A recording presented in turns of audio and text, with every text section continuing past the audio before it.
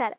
യുദ്ധതന്ത്രങ്ങളുടെ സൈനിക ചരിത്രത്തിന്റെയും ഗതി മാറ്റിയ ഒന്നായി 2026 ഇറാൻ സംഘർഷം ആഗോളതലത്തിൽ അടയാളപ്പെടുത്തി കഴിഞ്ഞു.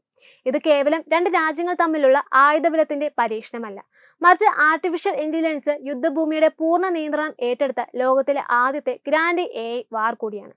അമേരിക്കൻ സൈന്യത്തിന്റെ പക്കലുള്ള അതിമാരകമായ പ്രേരശേഷിയുള്ള മെയിൻ എന്ന സോഫ്റ്റ്വെയറാണ് ഈ സൈനിക വിപ്ലവത്തിന്റെ പിന്നിലെ ബുദ്ധികേന്ദ്രം. ഇന്ന് നാം മെയിലുകളും എഴുതുവാനോ ചിത്രങ്ങൾ സൃഷ്ടിക്കുവാനോ ഉപയോഗിക്കുന്ന ലളിതമായ AI മോഡലുകളിൽ നിന്ന് വ്യത്യസ്തമായി യുദ്ധഭൂമിയിലെ ഓരോ ചലനവും നിമിഷാർദ്ധത്തിൽ വിശകലനം ചെയ്യാൻ രൂപകൽപ്പന ചെയ്തതാണ് മെയിൻ. പ്രതിരോധ വിപണിയിലെ വമ്പന്മാരായ പലാന്റിക് ടെക്നോളജി വികസിപ്പിച്ചെടുത്ത ഈ സംവിധാനത്തെ അമേരിക്കൻ പ്രസിഡന്റ് ഡൊണാൾഡ് ട്രംപ് വിശേഷിപ്പിച്ചത് ശത്രുക്കളെ വിറപ്പിക്കുന്ന ആധുനിക യുദ്ധതന്ത്രം എന്നാണ്. തന്റെ സോഷ്യൽ മീഡിയയായ പ്ലാറ്റ്ഫോമായ ട്രൂത്ത് സോഷ്യലിലൂടെ മെയിന്റെ കരുത്തിനെ അദ്ദേഹം പരസ്യമായി പുകഴ്ത്തുകയും ചെയ്തിട്ടുണ്ട്. 2026 ഫെബ്രുവരി 28-ന് ടെഹ്റാനിലെ ആദ്യത്തെ ബോംബ് വീഴുന്നതിന് മുൻപേ മെയിൻ തന്റെ പണി തുടങ്ങിയിരുന്നു. ആയിരക്കണക്കിന് ഉപഗ്രഹ ചിത്രങ്ങളും ഡ്രോൺ ദൃശ്യങ്ങളും ഇലക്ട്രോണിക് സിഗ്നലുകൾ എന്നിവ നിമിഷങ്ങൾക്കുള്ളിൽ സ്കാൻ ചെയ്ത് 1000-ലധികം പ്രഹരശേഷിയുള്ള ലക്ഷ്യങ്ങൾ ഈ AI കമാൻഡർ മുന്നിൽ അവതരിപ്പിക്കുന്നു.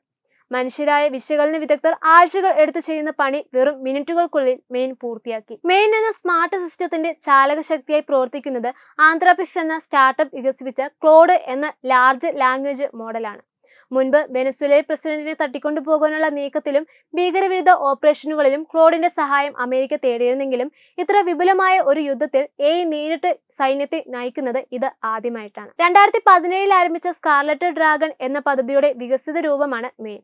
കര, കടൽ, ആകാശം, ബഹിരാകാശ മേഖലയിൽ നിന്നുള്ള വിവരങ്ങൾ ഒരു കുടക്കീഴിൽ കൊണ്ടുവരാൻ ഇതിന് സാധിക്കും. മിസൈൽ ഉപയോഗിക്കാനുള്ള ബട്ടൺ അമർത്തുന്നത് മനുഷ്യനാണെങ്കിലും ഏത് മിസൈൽ ഉപയോഗിക്കണം, എപ്പോൾ ഉപയോഗിക്കണം എന്ന് നിർദ്ദേശിക്കുന്നത് മെയിന്റെ തീരുമാനങ്ങളാണ്. അഡ്മിറൽ ബ്രാൻഡ് ഗ്രൂപ്പ് സാക്ഷ്യപ്പെടുത്തുന്നത് പോലെ ശത്രുക്കൾ രാജ്യങ്ങൾ അവരുടെ പ്രതിരോധ ആസൂത്രണം ചെയ്യുന്നതിനേക്കാൾ വേഗത്തിൽ തീരുമാനമെടുക്കുവാൻ കമാൻഡർമാരെ AI സഹായിക്കുന്നുണ്ട്. മുൻകാല യുദ്ധങ്ങളിലെ പാറ്റേണുകൾ അപഗ്രഥിച്ച് ഓരോ ആക്രമണവും എത്രത്തോളം ഫലപ്രദമാണെന്ന് പ്രവചിക്കുവാനും ഇതിന് കഴിയും. യുദ്ധത്തിൽ AI ഉപയോഗിക്കുന്നതിലെ ധാർമ്മിക വിഷയങ്ങൾ ചൂണ്ടിക്കാട്ടി ക്ലോഡിന്റെ വികസിത പങ്കാളിയായ ആന്ത്രോപിക് സഹകരണം അവസാനിപ്പിക്കാൻ ശ്രമിച്ചിരുന്നു. എങ്കിലും ആഗോള സൈനിക ശക്തി എന്ന നിലയിൽ അമേരിക്ക ഈ പരീക്ഷണവുമായി മുന്നോട്ട് പോയി. നിലവിൽ പെന്റഗണിന്റെ ഔദ്യോഗിക പ്രോഗ്രാം ഓഫ് റെക്കോർഡായി മെയിന്റെ അംഗീകരിക്കപ്പെട്ടു കഴിഞ്ഞു. എന്നാൽ AIയുടെ കൃത്യതയെക്കുറിച്ച് വലിയ ആശങ്കകൾ ഇപ്പോൾ അന്താരാഷ്ട്ര സമൂഹം പങ്കുവയ്ക്കുന്നുണ്ട്. ഇറാനിലെ മിനാബ് എന്ന സ്ഥലത്തുണ്ടായ ആക്രമണം ഇതിന് ഉദാഹരണമാണ്. ഒരു സ്കൂളിന് നേരെയുണ്ടായ മിസൈൽ ആക്രമണത്തിൽ 110 കുട്ടികളടക്കം 168 പേർ കൊല്ലപ്പെട്ടു. AI നൽകിയ തെറ്റായ ഡാറ്റയാണോ ഈ കൂട്ടക്കൊലയ്ക്ക് കാരണമെന്ന് ചോദ്യമാണ് പെന്റഗണിൽ നിന്ന് വ്യക്തമായ മറുപടിയില്ല. AI നൽകുന്ന വിവരങ്ങൾ പുനഃപരിശോധിക്കുവാൻ മനുഷ്യർക്ക് ആവശ്യമായ സമയം ലഭിക്കുന്നില്ല എന്നതാണ് ഏറ്റവും വലിയ പോരായ്മ.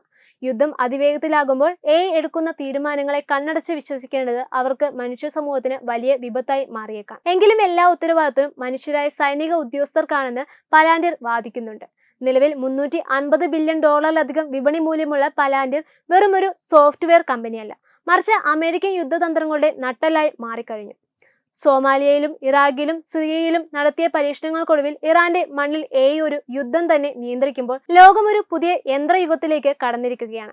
നാറ്റോയുമായും പാലാന്റി പുതിയ കരാറുകളിൽ ഏർപ്പെട്ടു കഴിഞ്ഞു. ആയുധങ്ങളുടെ ശക്തിയേക്കാൾ ഡാറ്റയുടെ അൽഗോരിതങ്ങളുടെയും കരുത്താണ് ഇനി യുദ്ധങ്ങളുടെ വിജയം നിർണ്ണയിക്കുക. ഇറാൻ സംഘർഷം നൽകുന്ന പാഠം ഇതാണ്: യുദ്ധഭൂമിയിൽ ഇനി തീരുമാനങ്ങൾ എടുക്കുന്നത് മനുഷ്യൻ മാത്രമല്ല, നിയന്ത്രിത ബുദ്ധി കൂടിയാണ്. യുദ്ധഭൂമിയിൽ ഇനി തീരുമാനങ്ങൾ എടുക്കുന്നത് മനുഷ്യൻ മാത്രമല്ല, യന്ത്രബുദ്ധി കൂടിയാണ്.